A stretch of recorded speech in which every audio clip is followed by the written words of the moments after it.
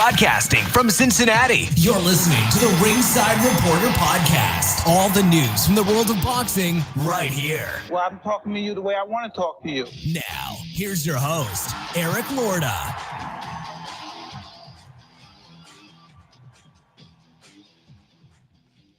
And we are live. Welcome to the Ringside Reporter Show, where we talk about the latest boxing news.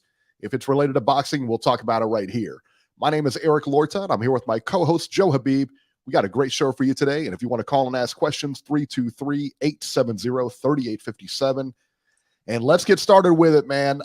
Friday, ESPN, Luis Alberto Lopez versus Joet Gonzalez for the IBF featherweight title.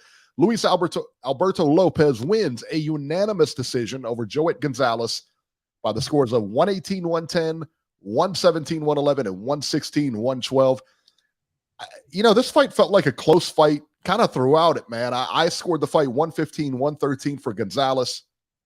ESPN scored the same thing. I felt that Lopez was tiring, honestly, toward the end of the fight. I think the production went down in the later rounds, and Gonzalez just seemed to pick it up, man. Lopez, he's unorthodox, and I think that helped him early. But to me, I think he gave away a lot of those later rounds, and I think Gonzalez, to me, deserved that fight. You know, that being said, I don't know if I would call it a robbery. I think you can make the case that Lopez did win this fight. You know, it just depends on what you like. You know, it depends on what you're looking at, you know. I don't like rematches very often, and you guys know this, but I think Gonzalez should get another shot, but I'm not 100% sure that he will. B, what were your thoughts? And when you watched this fight, were you surprised at the judges' scorecard? Forget about who wins, but the judges were way lopsided on this one. I scored this fight a draw, and it was a tale of two fights, just like you said. Yeah. First 6 rounds, I think let me see, I got my scorecard open right now. So the first 6 rounds, I scored it 5 rounds to 1. The next 6 rounds, I also scored it 5 rounds to 1. So I scored it 5 rounds to 1 in the first 6 for Lopez. Second 6, 5 rounds to 1 for Gonzalez. But interesting thing here, I thought rounds 1 and rounds 4 were swing rounds, right? Yeah. Rounds 1 and 4 in the first half of the fight. And right? I gave those both to Lopez, by the way. So if I swing that 4th round to Gonzalez, then I have it 115 and 113 for Joet Gonzalez as well. And that's what you had it. You had it for Gonzalez. You thought Gonzalez pulled it out? 115, yeah. 115, okay. 113 for what rounds Joet. Did you what rounds did you give him? Did you out of the first 6? First 6, let's see. I gave Gonzalez 2, 3, and that's it. Okay. Everything else went to Lopez. Okay. In the 7th, for now 7 through 12, I gave Gonzalez the 7th round, and then 9, 10, 11, and 12. Yeah, I thought that was pretty clear that he won 7, 9, 10, 11, and 12. Yeah. I thought that was. So here's the thing. So I thought he won 5 of the last 6. You thought he won 5 of the last 6. Yeah.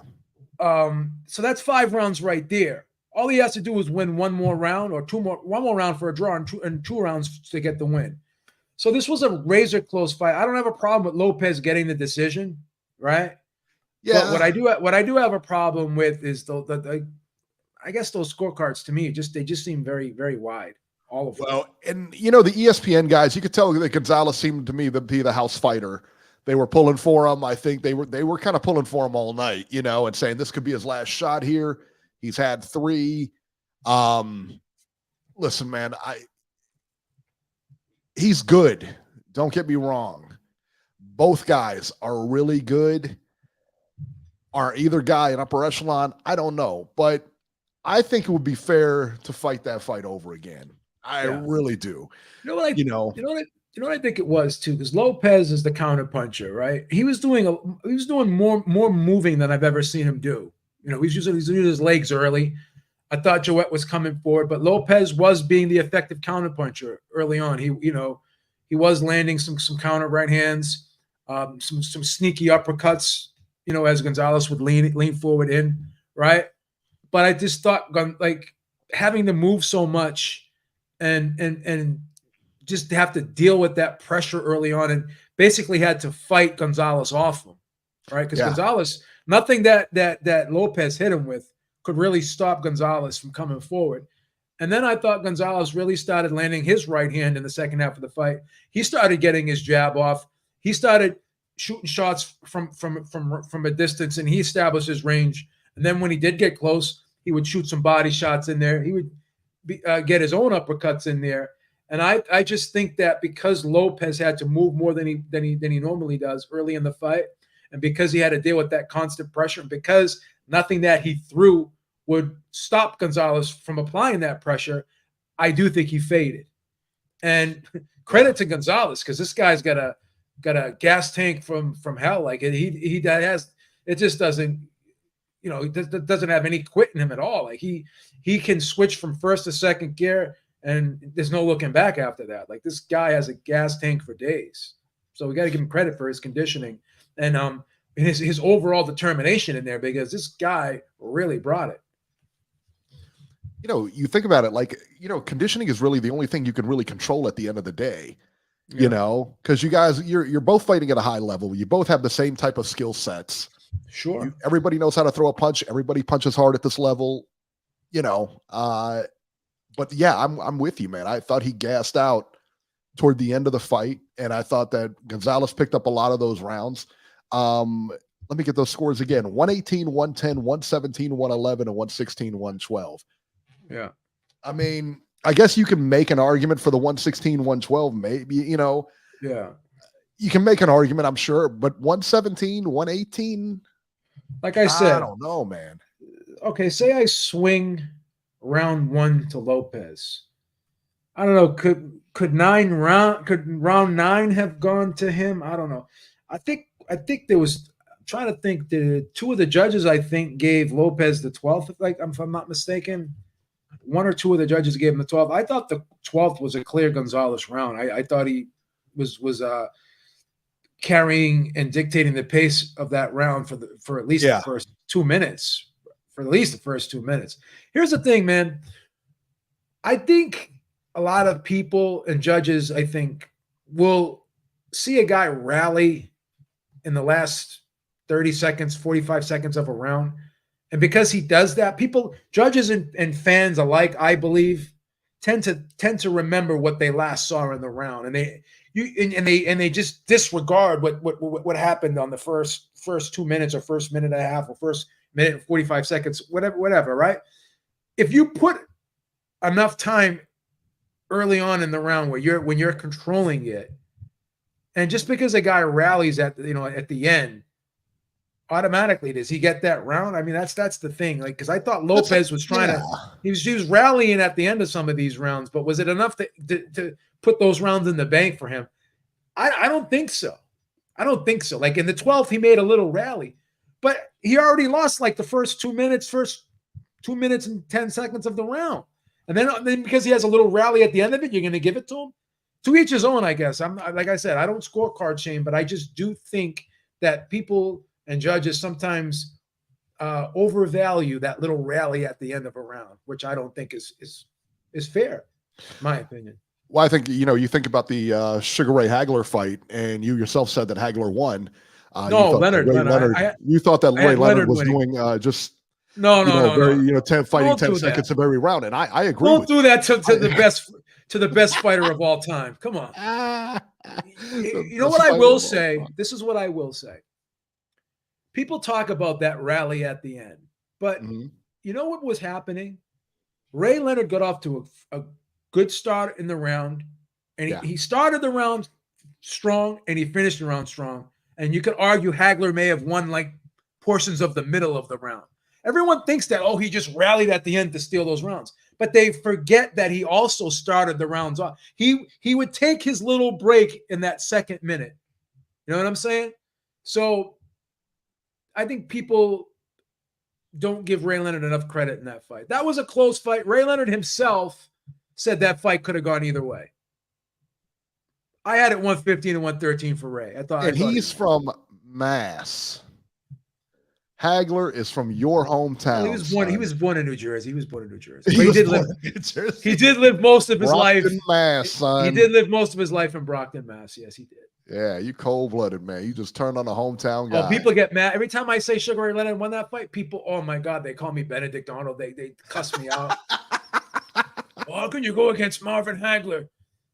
You know, and I'll be honest. As much as I love, this is what I said before the fight. I love, because Ray Leonard's always been my favorite fighter ever since I can remember. I always loved the guy, right? I just like the way he carried himself, like his style. Yeah, he was of always fighting. good, man. He was just always been my favorite fighter.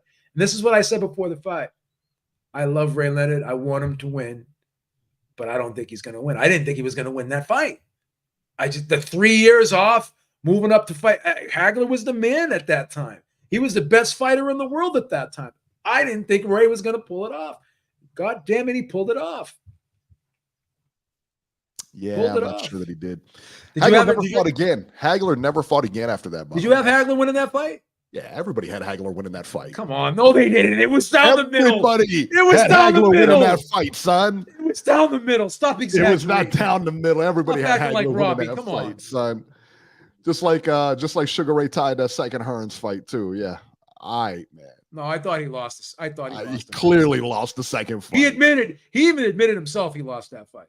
Did you see those two? They were on Mike Tyson's podcast. I think it was a few months ago. And Mike was in there with Sugar Ray and Tommy Hearns. And he says, Hearns said something like, do you think you beat me? He said, Tommy, I could beat you right now. And then they both stood up. Mike Tyson goes nuts. He's like, no. He was like, Because I got a feeling, man, those two would have thrown. I don't think those two don't like each other, man. I don't know what it is. Oh, they just kid around. I think they do. I don't think they like each other. I think there's that.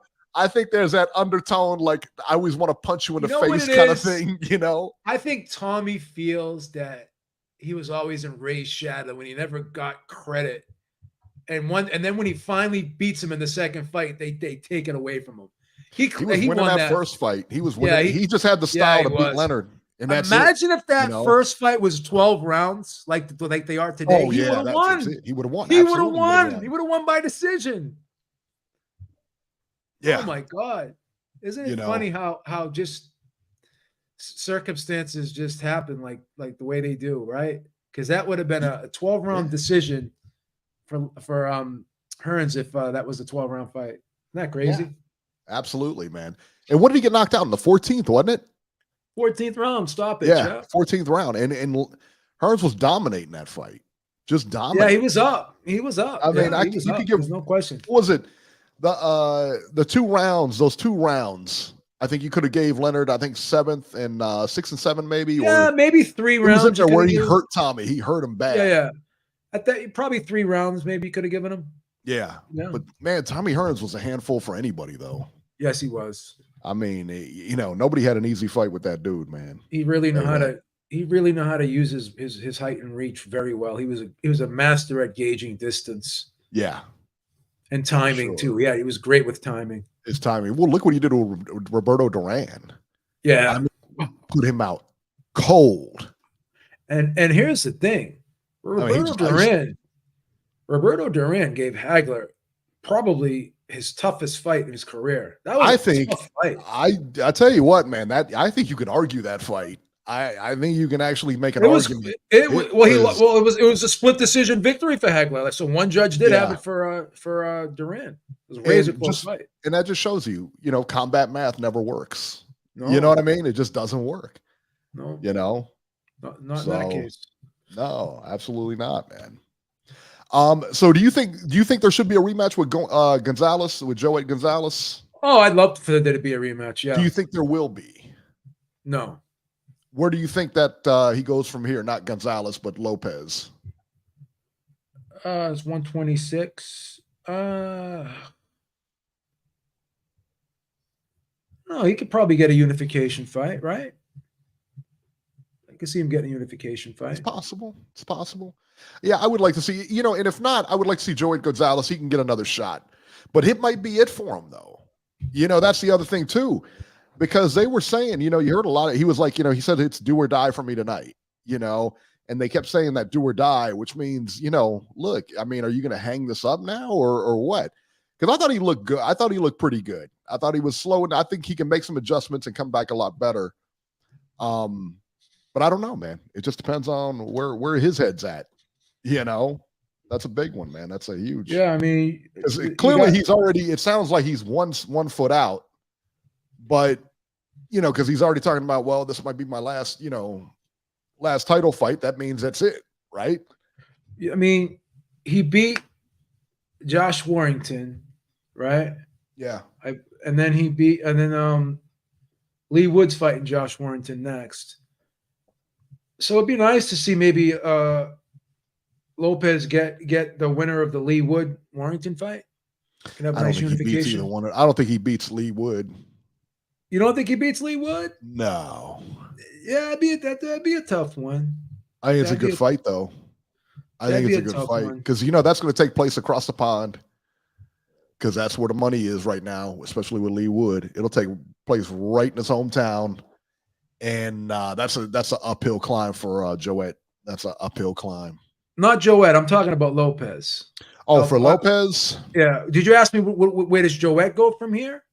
I think I asked you both, actually, but okay. Lopez isn't. Yeah, I don't think Lopez beats Lee Wood. You don't think Lopez beats Lee Wood? Yeah, that'd be a tough one. I don't think either guy beats Lee Wood, to be honest with you. I think Lee Wood's going to beat Warrington pretty convincingly. I think they're fighting soon. They're fighting October 7th. So I like Lee Wood, man. I think Lee Wood's a solid. I think he's one of the best in the division. Yeah. Yeah. Lee Wood's one of my favorites, man. Tony Yayo says UFC somehow state claim to Mexican Independence Day. Canelo should have fought yesterday. And then Notorious says maybe they had the T-Mobile booked. Listen, I don't understand that either. I don't really get that either. And but listen, the UFC is going to sell out. They're going to sell a lot of tickets and everything. I get that. But when was the last time we didn't have a September fight, a September Independence Day fight? Yeah. It's been a while now, right? I mean, typically, like I said, Mayweather had it drawn up, then Canelo had it locked up, and then I wouldn't mind seeing Joet Gonzalez have a rematch with Isaac Dogbay, because that was the split decision loss there. That was a close fight that could have gone either way. So maybe a rematch with Dogbay, that wouldn't be bad. Maybe a fight with Ray Vargas, that wouldn't be bad. I'll tell you what I think. I think that for Joet Gonzalez, if he wants to continue and he tries to get a title fight, I think I would try to get a title fight or a rematch. Yeah. If none of those are available, then I think you got to put him in with a top 5 guy. Yeah. Because he's got to get back, maybe a Mauricio Lara. Yeah, that's a good fight. That's an exciting fight. That's a kid. That Mauricio Lara is just coming off that one-sided. I think he got stopped by Lee Wood. Lee Wood beat him by stoppage. So, no, I'm sorry. That was a decision. He beat Mauricio Lara by decision. So, yeah, I think a fight with Mauricio Lara, guy. Mauricio Lara is coming off that one-sided loss to Lee Wood. Mm-hmm. And Mauricio Lara had that big knockout over Lee Wood prior, and then but who knows if Mauricio Lara could even make 126 again, because he had a hard time making 126. Yeah, so we'll see. Tony Yayo says that Shakur smashed Joet's sister. How dare you? It's a family show. I mean, he did. I mean, I guess I'm assuming he did. I mean, they dated for quite a while, so yeah. That's why that fight was that was a real intense fight with him and Shakur. Yeah. That was kind of like a grudge match type thing, I guess. Yeah, I mean, it didn't matter. Shakur's Shakur. You ain't Shakur, man. You ain't beating that guy. Did we had to do, man? Yeah. Let's talk about the undercard here on this ESPN card. Xander Zayas versus Roberto Valenzuela at 154 pounds. Valenzuela was like 20-5, I think, 21-5 maybe coming in. So he had a good resume. They touted his power a lot. Man, but he got overwhelmed in this fight, man. Yeah. Xander looked really good in this one. He busted him up. He hurt him multiple times in the fight. Knocked him down a couple of times. I mean, it was just all Xander. I mean, he just busted that guy up. It was surprising they wanted to stop it because of the nose. He had a cut on the bridge of his nose. Yeah, that looked horrible, that cut. It was deep, but you know, What do you I mean, think? I think you got to give the corner the chance to stop it, which they did. But yeah, it's not in a bad place. You know, it really wasn't in a bad place. I don't think it was affecting his vision too much. But you know, Yeah, it but was it's a still, it nasty looked cut. horrible. It did Looked look like horrible. it looked like his face was falling apart, man. Yeah. So it was a bad one. Yeah, it really did. I mean, he had blood all over, like a crime scene, man. Tell you what. Yeah, it was Did bad. not look good. Xander, he's talking about title fights and everything like that. I'd like to see him get a few more before he goes after. I mean, he's in 154 pounds. Yeah, it's a tough division. That's a tough division, man. I'd like to see him get a couple more, but that guy, I mean, he's looking like the cream of the crop right now, right? Yeah, he's progressing very well. He seems to be improving, seems to be more confident, seems to be putting his shots together a lot better, setting them up better, placing them perfectly. He's starting to come into his own. You could tell he's working on his craft. You could tell he's been really training hard, great shape. So yeah, can't say nothing but good things about him. Yeah, he's good, man. They signed him when he was what, 15 or not 15, 17 or something like that. Yeah, they signed him. He was a young. And they've been keeping him busy. And they said when they signed him, he's the real deal. Yeah, yeah. So they spotted him, man. Emiliano Vargas versus Alejandro Guardado. Vargas wins by TKO in the third rounds. He's had, I think this is his fifth fight, maybe. And Emiliano Vargas, of course, Fernando Vargas' son. He looks like a really promising prospect, man. He looks really good. He looked good. He set up things good. I mean, again, he's learning. You know, he's still got a ways to go. You know, but I tell you, right, he's going to be a handful, man. He's like his dad. Like they can punch, man. They can punch. They got some pop. Bang Mateo with the Caddyshack here. The world needs ditch diggers too. Joet is no champ. Wow. That's rough, man. That's hard. That's harsh. He put on a great performance, man. Guy's got a family, man. What's wrong with you, Bang? You can make an argument. You can make an argument he won that fight. Hey, listen, man. Bang contributed. He can say whatever he wants. And you know what? I agree with him. All right. There you go. There it is. Tony Yayo says Emiliano is only 18 or 19. That's Vargas' son. Yeah, he's young. And Bang Mateo says Zach Wilson is the worst. Listen, they're playing the Cowboys, my friend. What do you want? The Cowboys look good this year. 40-0 last week. They got the best defense in the NFL right now. Yeah, that's a tough road, man. Show some respect, will you please? Yeah, I mean, come on. Stop coming in and being disrespectful to everyone. Joet Gonzalez, Zach Wilson. Come on, Bang. Is there anybody you do like? How about those Bengals? They're 0-2 now. Yeah, pissed in your cornflakes this morning. All right, let's talk about the zone here. That wonderful card they had yesterday. William Zepeda versus Mercito Gesta. William Zepeda wins via 6th-round TKO over Mercito Gesta. Beeb, tell us about the $25 that you spent on this fight. You know, I'm not trying to be a jerk, but this was, I mean, these Golden Boy cards, they suck. They're just showcase fights, right? They leave nothing to the imagination. You know, I'm not trying to be disrespectful to William Zepeda. You knew who the main event was you knew who was gonna win the main event. Yeah, I mean, and you could have picked every one of the undercards too. Correct. I'm not trying to disrespect Zepeda. I'm not trying to disrespect Gesta. I respect every guy. Disrespecting both of them. I respect everyone that gets in that ring, but this was a foregone conclusion. You know, and everyone's talking about the amount of punches that Zepeda throws, or now people are saying he's the second best lightweight in the world behind Shakur. That's fine. Everyone has the right to their own opinion. But I remember having this conversation way back when I was on Rope-a-Dope Radio, when we had Al Bernstein on. He was talking about, I like Pacquiao over Mayweather because the amount of punches he throws. And I said, well, Al, do you think he's going to throw the same punches against Mayweather than he throws against everyone else? I mean, just look at his fights with Marquez when he's in there with a guy that's a great counter puncher, right? So, Zepeda does have a high work rate, and he's in phenomenal shape. He's got a great engine to him. He doesn't get tired. That stuff is impressive. But you're in there with a guy like Mosita Gesta, who most people said you were gonna beat by knockout anyways. And I'm just if the only other name on your resume is Jojo Diaz coming off a loss to Devin Haney, right?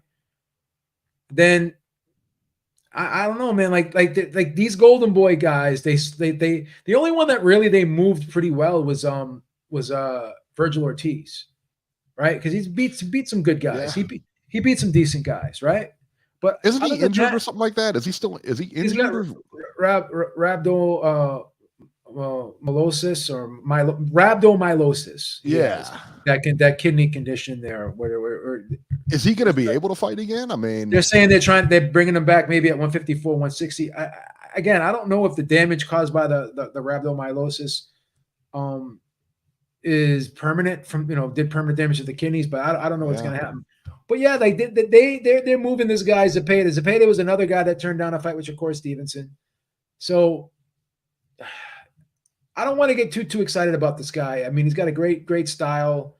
He's got 25 knockouts in 29 fights.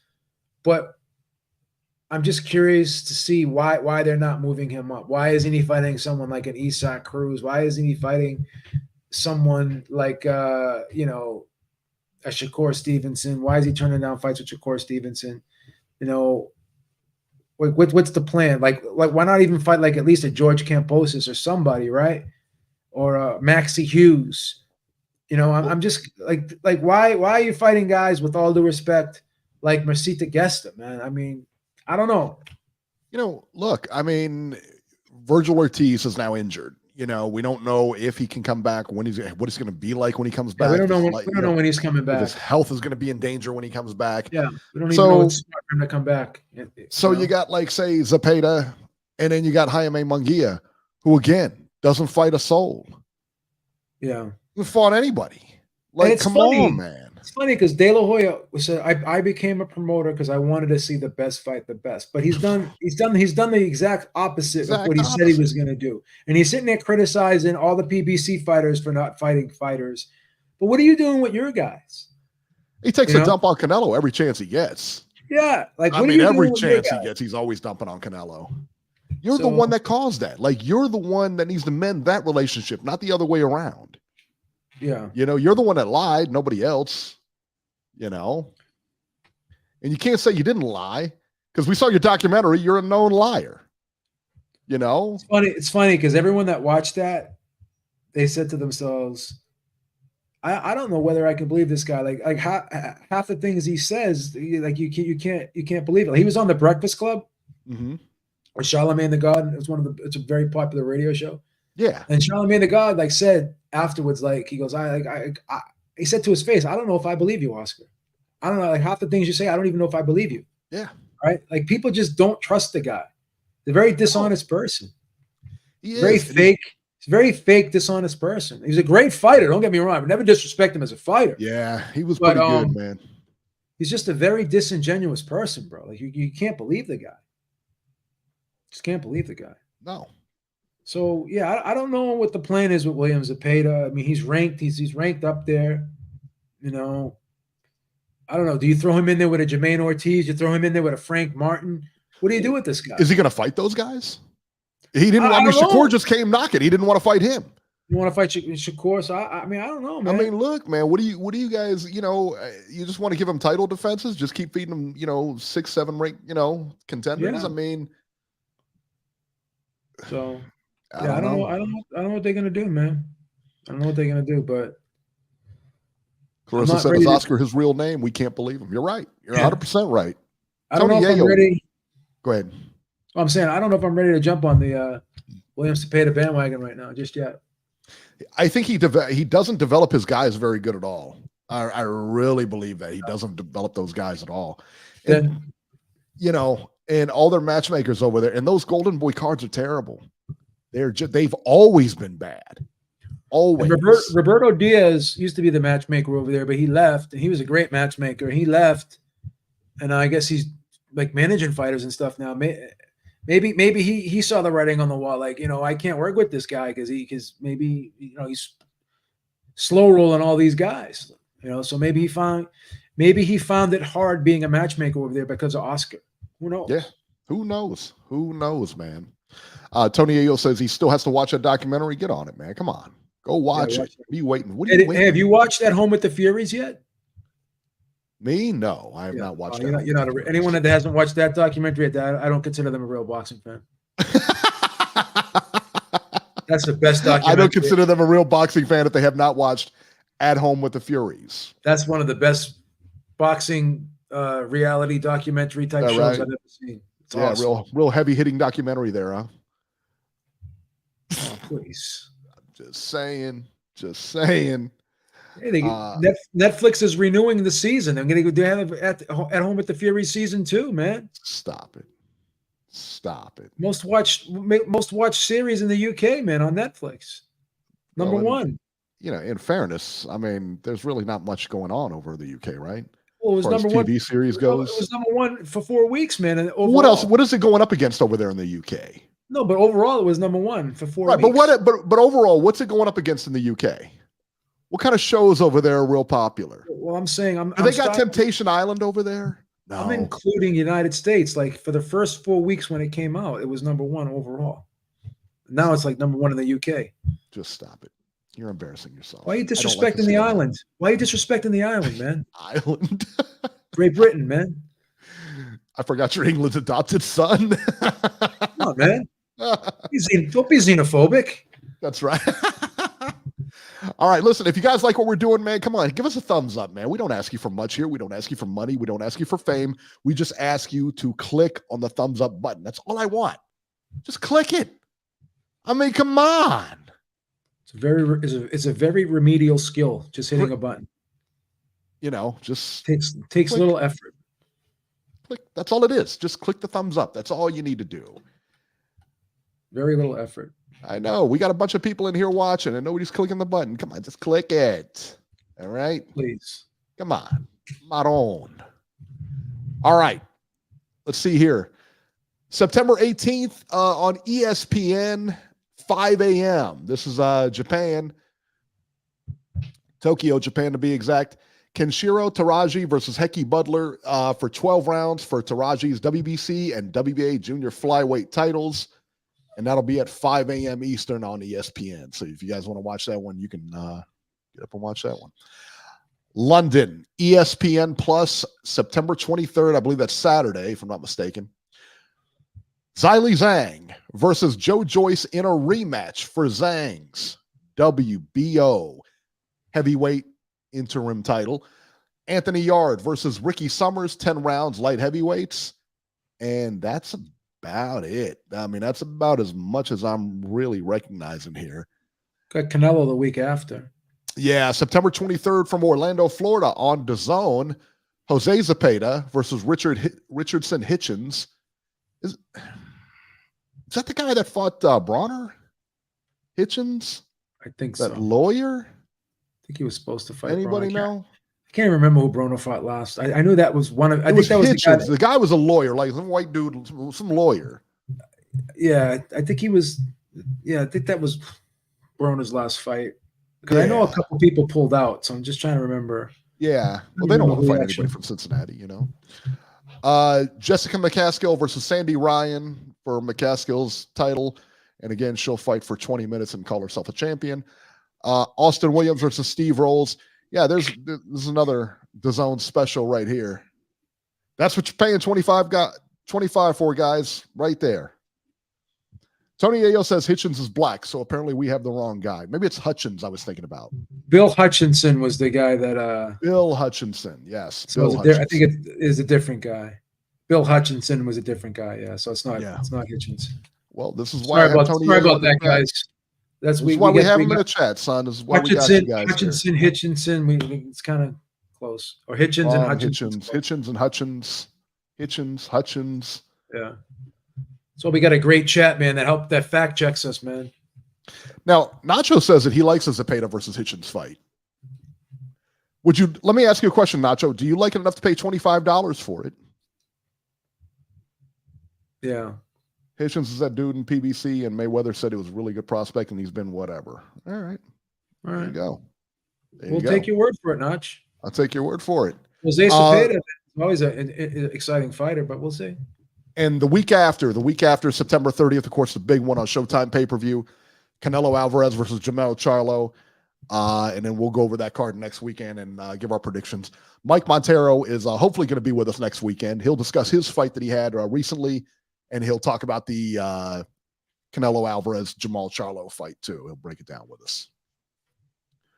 Is that okay, Beeb? I mean, I didn't want to, because I know how you feel about him and everything like that. I mean, I didn't want to, like to bring him in and everything. I know like stuff you said, and I just want you guys can squash that. Right? When have you ever heard me ever complain during a production meeting for the shows? Well, I'm just saying, I mean, the guy he fought. I sit there, I don't say a word. I just take in what the producers put on the table for us. Well, you and I saw his last fight. You and I saw his last fight.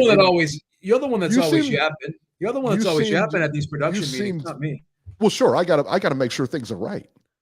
I'm paying attention to business at the production meetings. I don't know what you're doing. And you're right. I don't hear you talk very much during these production meetings, but what I do notice is you like staring out into the sky.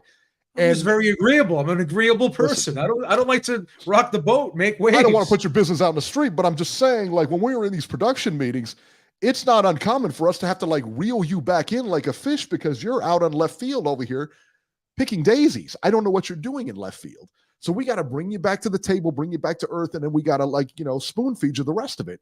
So yes, I'm a little concerned. Yes. I don't know what to say after that. I don't have a comeback. Well, let's see if Robert can get a comeback for you. All right, here, Robert 530. You're live. Hello, guys. How are you? Good, man. I'm good. How you doing, man? Yeah, charlatan. I'm doing all right. Interesting fights this weekend. Charlatan. What's the matter with you? And Lee Wood, Joe has already talked about when he beats Warrington, he would like to fight Lopez. So I think that will happen next. Why? Because you said it's going to happen next. Is that why it's going to happen next? I mean, no. I'm saying I agree with. Did you have a DAZN membership? All of a sudden, you're a promoter. You're a manager. No, I'm saying I agree with you. I think that will happen next. Well, I'm just giving an opinion. You're stating it like it's fact. Are you in the room negotiating these contracts? I mean, who are you?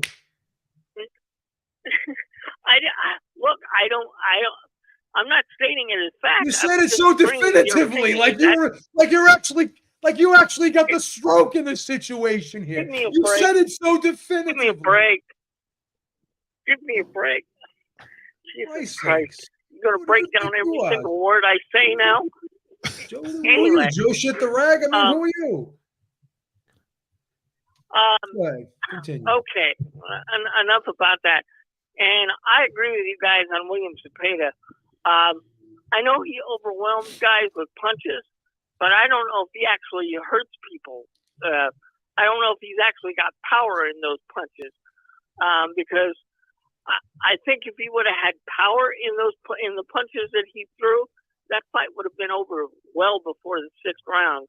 And I think that fight should have been stopped a lot earlier. 6 rounds. That's not. I mean, he knocked him out in 6 rounds, Robbie, or 5 rounds, I think. I know. Rounds?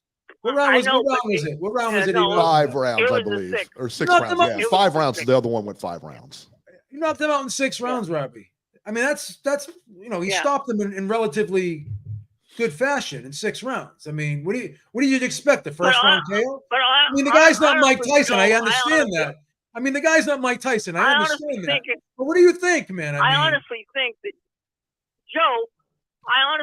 Jack Reese could have stopped that a couple rounds earlier. Why are you blaming Jack Reese now? Why is he getting thrown under the bus in this situation? Are you happy with anybody? Give me a break here. What's next? I'm just going by what I thought. You're going to criticize the guy that was fucking selling the hot dogs and popcorn in the concession stand? Who else are you going to criticize? Give me a break. What's wrong with you? Oh, good God. Sometimes I wonder why I even call sometimes. Oh, don't lay that guilt trip on me now. Oh, no, don't try to make me. Give me a break. I tell you trying what, to make me feel bad now. Beeb I'll giving have you the know, business today, Robert. I already went to confession on Yeah, Saturday. I know Don't try he to is. make me feel bad. I know. Don't try to make me feel bad. I know he. Hey, And look, Eric, I did watch.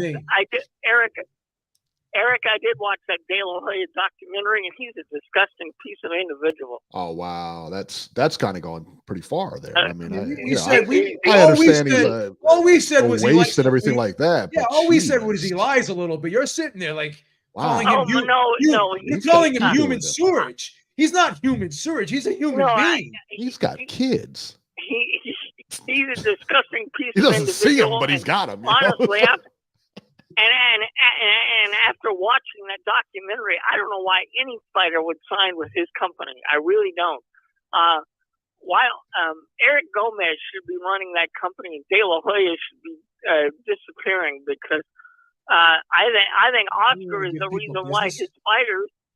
I think Oscar is the reason why his fighters are not successful. Like you're running a Fortune 500 company or something. You're giving people business advice. Who are you, kid? Who are you? Oh my God! Wow, Beeb coming with the pressure, man. Anyway, wow. My God! Are you buying the Fury and Ngannou fight? Yeah. What about that, Robert? You gonna buy that fight? No, I'm not.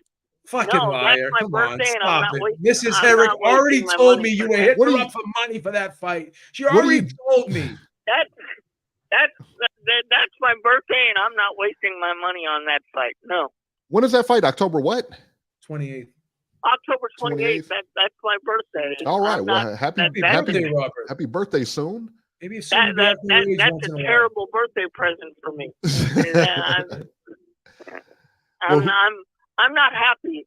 I want to see Tyson Fury unify the title. This is a waste of time. I understand why he's doing it, but I don't like it. I think he tried. They never got a formal offer. Nobody ever gave him a formal offer. Usyk never gave him an offer. I know. Eric, to be honest with you, I'm disappointed with the entire heavyweight division. Nobody's fighting anybody really. I mean, no, you're right. And we should have guys fighting each other, Deontay Wilder hasn't even signed a fight. He's been out of the ring almost a year. Mm-hmm. It'll be a year soon. And yet they're trying to set him up with Joshua, and I don't think that fight's going to come off either. I'm really, if I'm a boxing fan, which I am, I'm totally disappointed with how the entire heavyweight division is being conducted at this time. I'm glad Joyce is fighting this weekend. I think he will win the rematch. I think he was going to win the first fight had the eye not gotten as bad as it was. So I expect him to win this weekend. But overall, I'm very disappointed with the way the heavyweight division is being conducted. People need to start fighting one another. I mean, no wonder why people are paying attention to other things nowadays. The heavyweight champion used to be the entire king of boxing. Hold up for a second. Hold up for a second. You're saying people are paying attention to other things. What are you implying? What are these other things like? What are you implying? For example, what do you mean? What do you mean other things? Explain that. For example, Joe, a lot more people are paying attention to the UFC. Oh, I thought you were talking about your OnlyFans. No. I thought you were talking about your OnlyFans memberships. When you said other things, I thought you were talking about your OnlyFans membership and your Xvideos premium membership. I don't have either one of those. But no, people are paying attention to other combat sports. Okay. They're not really paying attention to boxing because other than Canelo, who is the major star these days that people are going to buy pay-per-views for? I mean, we're boxing nuts. We're going to buy. And Tyson Fury, whether we like it or not, is going to get even more popular because he's going to be exposed to the UFC crowd with this fight. That's why this pay-per-view is going to be. That's why this pay-per-view is going to be a success because the UFC crowd is going to buy this fight. Right, but why is that bad though? Because it brings more eyes to the sport. It makes Fury more popular. And it makes, the fact that he's going to fight somebody pretty good in the next fight, a unified champion maybe. But Eric, after this fight, are you going to be able to get the UFC people to buy the UFC pay-per-views to buy another Tyson Fury fight if it's a regular boxing fight? Maybe. We don't know. And that's what makes it good. I mean, just like the Jake Paul fight when he first fought the guy KSI or whatever, we had a billion eyes on it, right? We had a billion eyes on it, but right. Not all those eyes come over, but some of them come over, and some of them may appreciate the sport. Some of them may just follow Jake Paul or Logan Paul or whoever. Right. And the same thing here, they're going to follow Fury. You're going to see, because he's an entertaining guy. I want to see what this guy does. I mean, how many people became UFC fans because of like Conor McGregor or somebody like that? A guy that just was charismatic, true. You know what I mean? And people were like, I got to check this guy out, man. I hear him talking. I see him everywhere. Let me check him out. And that's what happens. But this is how the sport gets popular. After Conor McGregor, for example, fought Floyd Mayweather, we didn't see an increase in pay-per-view buys in boxing pay-per-views. We didn't see an increase because look what the fights they were putting on. I mean, really, that was the first of its kind. I don't ever remember something like that. I guess you can go back to Ali and who was the guy he fought? Antonio Inoki. Inoki. So you got it. Yeah. So, we could kind of go back to that, but short of that, nobody's ever seen anything. This was like an event. Let me the Conor Floyd fight, we all kind of knew what was going to happen, but it was an event, and the buildup was great. Go ahead, Let me tell you this. So Turki Al-Sheikh, who's in charge of this event, he's in charge of the entertainment for Saudi Arabia, and he's been putting out a lot of Twitter posts for this event. And some of these things he's tweeting out in regards to this event, you're getting like 50 million views. The press conference was put on Twitter, and I think live at like 5 million views. And Frank Warren talked about the social media attention that this event is getting. And as much as I'm not crazy about this fight, and I'm probably not going to buy it myself, you're totally buying that fight. This is son. getting because I'm buying it, son. This is getting a lot of global attention, man. Really is. So we'll see what happens here. I don't know. I've just always been a boxing traditionalist, and I don't. These kind of events don't interest me at all. Yeah. Yeah, but I think sometimes you have to look outside the box too. I think in order to grow a sport and be successful, you kind of have to sometimes look outside the box. And just because it's always the way it was doesn't mean it's changing with the times correctly. You know what I mean? I think you can do a lot more things to bring eyes to the sport. I get you. Yeah. Robbie, but I think you're going to break down and buy this. I know you talk a good game. No. But no. The closer this event gets, you will be buying it. That's my birthday, and I'm not spending. What if Mrs. Herrick says? What if Mrs. Herrick says, "Happy birthday, Robbie! I bought you this pay-per-view." What are you going to do? Tell her I don't want to watch it after she spent her hard-earned money on it? That wouldn't be a nice thing to do, would it, Robbie? No, and she would, and she knows I don't like that kind of stuff, so she wouldn't buy it anyway. I'm going to let the cat out of the bag. Mrs. Herrick and myself, we're going to surprise you. We were going to pitch in and buy this for you. That was our plan. Now I'm going to be buying. I'm going to be buying next week's because I'm looking forward to that. You talking about the week after? Canelo. Yeah. Canelo. Yeah. Yeah. So I'm definitely buying that one too. Yeah, for sure. That one's going to be bought. I actually did pay for Tyson Roy Jones. I paid for it too. Yeah, I'm a loser. He was buying this fight. Yeah, for sure he's buying this fight. What was let's see here. Notorious. Yeah, we know Ngannou's not with the UFC anymore. But he's known for the UFC. He's known for the UFC. That's why we're saying it, because he's known for it. We know he hasn't even fought in the PFL yet. So no. I mean, is he even really? No. I know he signed a contract with the PFL, but he hasn't even had an official fight with them yet. So no, he has not. One more thing before I get out of here, Eric. Yeah, you mentioned that the women are on the card next week for DAZN. Mhm. They're going to fight for 20 minutes. Yeah. What about? Have you heard what Amanda Serrano is doing in her next fight? Could care less what Amanda Serrano's doing. Amanda Serrano's had so many chances to make it big. No. But did you hear? Here's the problem. What did she say? What did she problem. say? Hang on, I didn't hear what she said. So what is she going to do? Go ahead, Robbie. Tell it.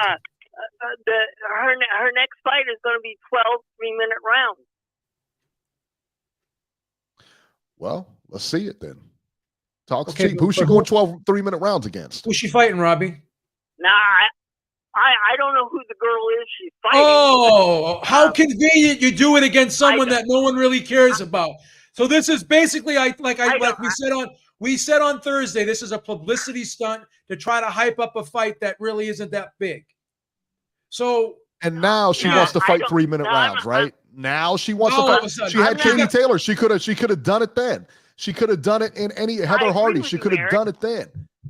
I mean, here's the thing, Robert. How many fights does Amanda Serrano have? How many professional fights does Amanda Serrano have? She's close to 45 or 50, Joe. She's got like 46, 47 professional fights. Now all of a sudden she wants to do 12 3-minute rounds. And she's probably going to knock this girl out in about 3 or 4 rounds anyway. So what difference does it really make? Do it when it matters. Look, I'm just bringing it up for to say that look, we've been arguing this point for years. I'm glad somebody's finally doing it. I don't know how successful it's going to be. Already been done before. It was done twice in 2007. Layla McCarter did it twice in 2007. So this isn't even the first time it's been done. Yeah. So this is basically. Well, I don't know anything about that. And then she's tweeting out to Katie Taylor, why couldn't we do this? Well, when you signed the contract, why didn't you ask for it? And then ask for it afterwards? You can't do that. Again, these are all Jake Paul.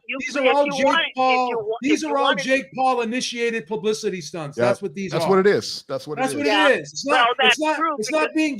She's not because she's being disingenuous here, man. So, she's being disingenuous here. Let me ask you a question. How could they? Yeah, she is being disingenuous. But let me ask you a question. Yeah, she is. How could she box 3 minutes now? As far as like with the like the WBC or the WBC is not sanctioning it. They won't sanction it. They're not sanctioning. There you go. Yeah, so they have to change their rules. This is like a publicity thing. The other three sanctioning bodies are going to allow it. The WBC is not sanctioning it. There you go. All right, Robert, we're going to get rolling here. Look. All right, see you later. All right, man. Now give him the hook, will you? All right, now our next one is 210. This is from San Antonio, I believe. San Antonio, not the Panhandle. So, Beeb, we should be safe here. Texas, you know how it goes. 210, you're live. What's up, guys? No, it's Anthony. Anthony from Texas. Hey, there what's we up? go. It's Anthony. All right. It was kind of a different, kind of a low key weekend for the Mexican holiday, right? Like I said, we got the big one. That's horrible, man. But I did make my way down to Corpus for the Top Rank card, though, and that was a pretty good little. It was a good card. It was a really good card. That was a good card, man. Yeah. Yeah, it was a sleepy little town, on the coast. It's a cool place to just go. They have a real cool venue too. Their venue is perfect for boxing. It's pretty modern and it's like perfect. Just it's not too big, but no, it was just we haven't had Top Rank here in a long time. Top Rank used to come here a lot. I grew up on Top Rank, and I know everybody likes to toe the line with the promoters because fans have gotten kind of crazy, especially with the PBC versus blah blah blah. You know how that goes. But I grew up in Top Rank, and I just like the feel of their events, man. I like their setup. They always have solid prospects, talent, matchups. They know how to develop their guys. So I really just went there for the Vargas. It was good to see the Vargas kid. And, I was telling everybody, hey, it's good to see these guys young because this guy has a lot of. He's only 19. He has a lot of. He has a lot of tools. It's good to maybe see him up close and personal, get an autograph, meet the kid. Before he makes it big. Yeah. Then they become rock stars, and that's what Top Rank does. They make rock stars, But no, it was good. He looked good. I mean, I know every city he's gone to, he's had a real good reception. The crowd loved him. I mean, having his dad with his name, a lot of old heads like me who grew up watching guys like Vargas, De La Hoya, Trinidad, kind of show up. I took my nephew, my kiddo, and we had a good time. I'm like, I told him I grew up watching this guy. So I think a lot of people kind of did the same thing because there was a big reception for him, even though he never fought there. So, he's quick, he's got tools, he's hungry, he's got the personality, he's got the look, man. So, and he's with Top Rank. So I'm excited, man. I think, unless his chin doesn't hold up, I think he's gonna be a problem. And I also got to see Xander Zayas. He's a good kid. I wanted to see him get more pop in his power. He's been going the distance a lot lately, but of course we're in Texas. They're not gonna let him do that. And I agree with y'all, man. The scores are way too wide. I'm glad I didn't tune in live because I didn't hear the post-fight interview from Gonzalez. Man, that's heartbreaking, man. I mean, that's boxing, right? Like, you got guys that don't want to fight each other. You hear Shakur and all them going back and forth. You got a guy like Gonzalez who fought. This is his third guy he fought. Like, who do you fight? Zepeda before this, Shakur before that. I mean, and to hear him talking about, he sounded like he wanted to cry, saying he was disappointed in his performance. Man, you feel for the kid, like they didn't give him any benefit of the doubt, and it's Texas. We got the worst commission in boxing. And I always warn fighters about that. I know some of the Texas commission guys, but I still call it like it is, man. They're horrible down there. But I don't know if y'all saw that, man, but it was sad, man. Poor guy. I mean, that's hard luck, that's boxing for you. You know what I mean? Yeah. Did most of the people agree with that decision? Well, and the bizarre thing about that fight was it started late for Texas. So I think after the main event was over, people were just ready to go because the crowd showed up early, and it's odd that for Texas it started at 9 p.m. the main card. Mm-hmm. So I think by then, and then they stopped serving alcohol, and then people drink down here. We're the number one beer drinking state as far as like events and stuff, and that's statistically proven. But I think after that, everybody was so kind of wore out, and it was kind of a letdown performance by Lopez. Yeah. So I think people didn't agree with it. So as soon as they announced the winner, even before that, people started heading out. So because it was late, and that's another thing that was kind of putting me off. Wow, it's crazy on a Friday. Yeah. Who do you think won the fight? Like I said, who do you think won the fight? I wasn't scoring it, but I think Lopez might have got all hustled, man. I mean, I was scoring it early for the top ranked fighter, but I think Joet was out hustling. The one thing I will say, being ringside, is even when the shots landed or didn't land, you could hear the thud. Like, there was a huge difference in power with when Joet was throwing, it sounded more like slaps. He was like a rat-a-tat-tat kind of shots, and then Lopez would throw the thudding shots. So I think maybe that's what the judges. But I mean, the judges are always going to go for the main guy. Texas. Yeah. We got it. Would be the hard thing about Texas. We got such a big market here, but our commission, man, I don't blame fighters for not wanting to come down here because, man, it's dirty down here, man. Like, our commission is horrible, and and a lot of people give me shit for it because I know a lot of people who like cover and work with promoters here, and I'm just like, man, they're terrible, man. So you got the market, but at the same time you got this crooked, corrupt commission, and they scored it wide, and I think maybe he edged it. You know what I mean? I don't know. I thought it was a close fight. It doesn't matter because the judges didn't get the benefit of the doubt. So that's what makes it kind of like a robbery in my eyes when the scorecard don't reflect the fight. Like, man, they were just scoring everything one-sided. That's it. Yeah, that's true, man. That's true. Yeah. All right, Anthony. But I'm excited, man. Go ahead. Yeah, hopefully they keep coming. Yeah, hopefully they keep coming here, man. I'm telling you, because like I said, I grew up on their events. I think the best thing for boxing was Top Rank and HBO combined. Yeah. And then HBO took a huge hit when we lost HBO. And yeah, guys, but it was a pretty, low budget, decent weekend. You know what I mean? To get that fight, but Yeah, well, I was waiting on Canelo, man, waiting for the big one. I know, man. Well, it was a good card anyway. I mean, you got to see a really good one over there, man. So that's always a plus. Yep. Yeah, I got some autographs, some pictures, and made some memories. Yeah, so nice. See how these kids blossom, right? Nice, man. Very good, man. Very good. All right, man. We're gonna get rolling. Thank you so much, Anthony, for the call. We appreciate it. San Antonio, Beeb. I tell you, it'd be that he saw a good card. I tell you what, he saw a really good card, and he said he went for mainly to see Vargas' son, and that guy looked good. I'm telling you, man, for a prospect for 5-0, I mean, he looks sharp. It's in the blood. Yeah, you can see it. You can see it. It's definitely there. Texas and I think is he the youngest of the Vargas kids? I'm not sure. I know there's a couple of them. I think there's three brothers, maybe. Yeah, maybe. Yeah, I'm not sure where he and goes. I tell you, what, the caller was right on point about the Texas Commission. It really is. Yeah, it's always been a shitty commission. There always seems to be something going on there where there's some kind of controversy where there shouldn't be. Yeah. So, all right, let's talk about the news and rumors here. Shakur Stevenson will now fight Edwin De Los Santos, and that is set for November 16th. Frank Martin backed out. Edwin De Los Santos is now the 6th ranked guy they had to go down for. Who turned him down? Lomachenko turned him down. Martin turned him down. Frank Martin, Zepeda, Isaac Cruz, all turned him down. None of them want to fight. Do you think it's like fighting Guillermo Rigondeaux back in the day, where it's worse. Just a load of problems? Probably worse. I mean, yeah. And really, worse. The guy again, Shakur's not that popular. He's not a household name. Not many people know who he is. No, he hasn't crossed over just yet. Yeah, he hasn't made that big crossover. So he's got that's a lot of risk for not a lot of reward. Yeah, it's pretty shitty that it's like that. And boxing's never been fair, right?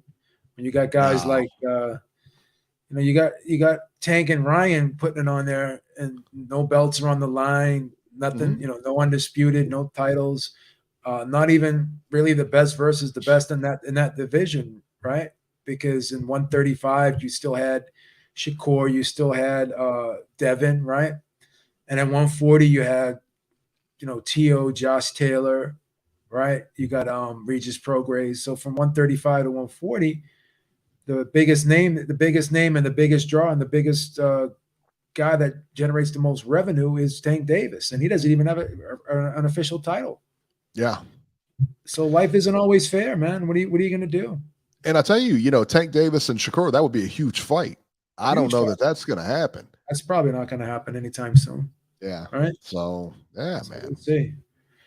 But the rumor is that I guess Frank Martin was holding out because he may get a Tank Davis fight next. I don't know how true that is.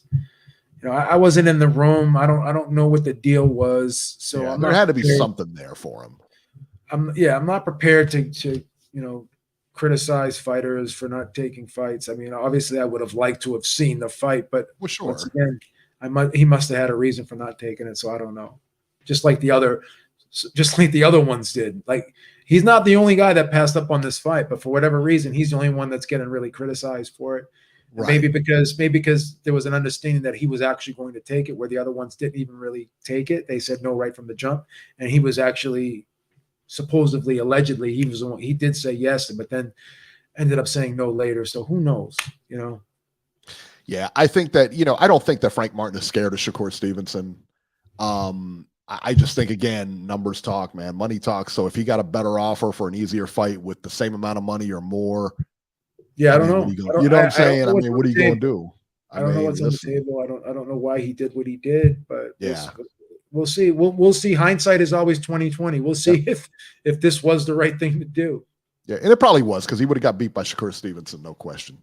Yeah. Mackenzie Morrison, Tommy Morrison's son, signs a co-promotional deal with DeBella Entertainment and Holden Productions, which is kind of surprising, man, because Holden Productions, or Tony Holden, slams Patricia Morrison on like a regular basis, and that is Tommy's widow, Patricia Morrison. We've had her on the show, and she claims that Tommy didn't have AIDS or whatever, and all that other stuff. She's got a lawsuit, went to the Supreme Court, so there must be something to it. But yeah, those two seem always to be at. He always seems to be at her throat for some reason. So yeah. But he signed with him. This next story is just like, what are you doing? Almost like cringeworthy. Manny Pacquiao is pursuing a gold medal at the 2024 Olympics. Quote, "From the beginning, I said I went to Manila that I wanted to join the Philippine team, but I was rejected. They said they didn't know how to box. They said I didn't know how to box, so I was forced to turn pro at the age of 16. That's the reason for this. From the very beginning, it's been a dream in my heart to get a gold medal at the Olympics." I get it, but you're 44. You were pound for pound one of the best fighters ever. And, you can make the argument that he's in the top 2, top 3. You know what I mean? You could really make that argument. Sure. No question. One of the best to ever put the gloves on.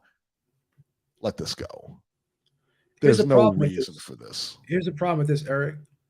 You're taking the spot from a young, if they were to push him through and allow him to be on this team, right? Because they'd have to jump through hoops to get this done for him, which they more than likely will probably do because of his name. Yeah. He's taking the spot away from a younger fighter, right? Let's say that there is no fighter on the Philippine team that can come in at the weight he's going to come in at. Do you approve it then? No. I don't either. I don't approve it. You're talking about an advanced professional. I mean, going up against kids, and he's still in shape. He's not the Pacquiao he was. I get that. But I wouldn't want to see Floyd in there either. It's a problem. I don't like seeing pros. I don't like seeing pro boxers in the Olympics. But if you've already been pro and you've been accustomed to fighting in the pros with a longer amount of rounds, and a lot of times trying to go back to the amateurs doesn't transition well for a pro because you only got 3 rounds to get your work done. Yeah. And if you're a slow starter, then you're going to lose. Different sport. You're going to lose. So and Duke Reagan has taken some time off, I guess, and he's going to go. He wants to go back to the Olympics for the 2024. I don't agree with that either. Like, dude, just stay the course. Yeah, you're doing the right thing, man. Stay the course. Become a professional. You had your chance in the Olympics. Now you may be taking this away from somebody else. Yeah. Even if you're not, it's still, you have an advantage over the guys coming in. Yeah, more than likely you are taking it away from a young person. They're probably just trying to get their career started off the ground. I think it's unfair, but again, you're used to boxing 10, 12 rounds, and now you got to go back to 3. You got to just change your whole style all over again. You got to transition your pro style back to an amateur style. It doesn't make sense. It doesn't always translate well. Well, we talked about it before with Bobby Gunn and the bare knuckle thing. It's the same. It looks the same thing on paper. I'm seeing 2 guys throw bones at each other, but it's not. It's a completely different sport. It's not the same thing. Completely different sport. Paulie Malignaggi tried bare knuckle. What happened to him? He broke his hand like in the second round. Who do you think wins the Zhang and Joe Joyce? You think Joe Joyce wins it again? Or you think Joe Joyce wins this time? I think Zhang wins it. I think Joe Joyce will win. And I thought he was coming on in the first fight before his eye got swollen up like that. And I think if his eye didn't get swollen up, I know it's a big if, right? It's a woulda, coulda, shoulda, hindsight's 2020 type situation. But he was coming on. Zhang does get tired. And Zhang does tend to fade. It's always a different fight for Zhang in the second half.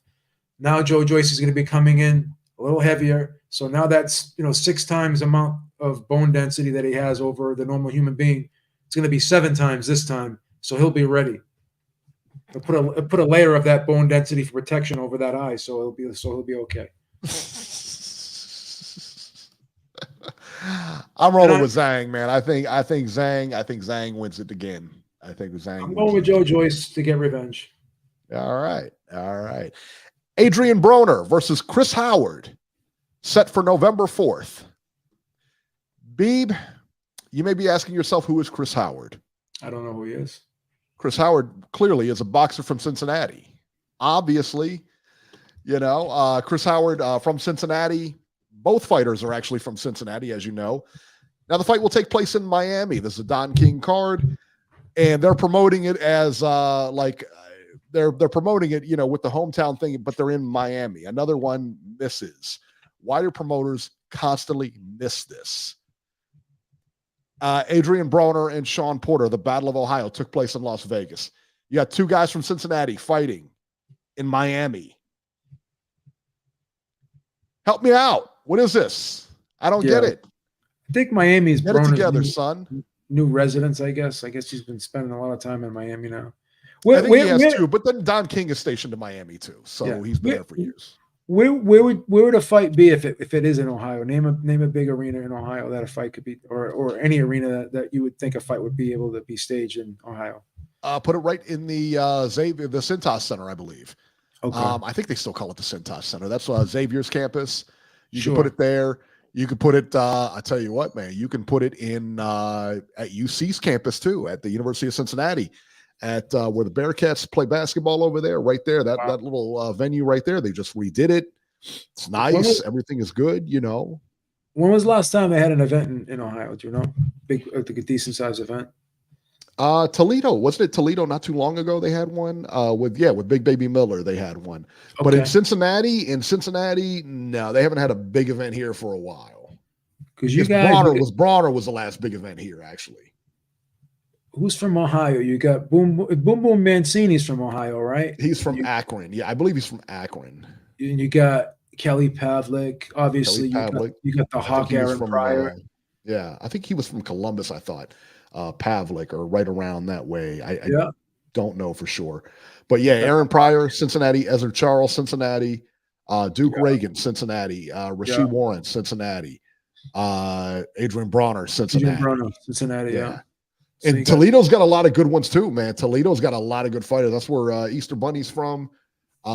He's from up there. Tyler McCrary's from up there. They got a lot of good fighters up there. Albert Bell's from up there. Yeah. We had Tyler McCreary on this show before, didn't we? Yeah, he's a good guy. He seems like a good guy, right? Yeah, he's a real good guy, man. Real good guy. All right, and that is going to do it, man. That is the news, and that'll do it for this edition of Ringside Reporter. As always, you can catch Joe Habib on X at jhabib1. Find our YouTube channel at ringsidereporterlive.com, and you can find me on Twitter at ring7. You can find me on X at ringside73. And we will catch you guys next week.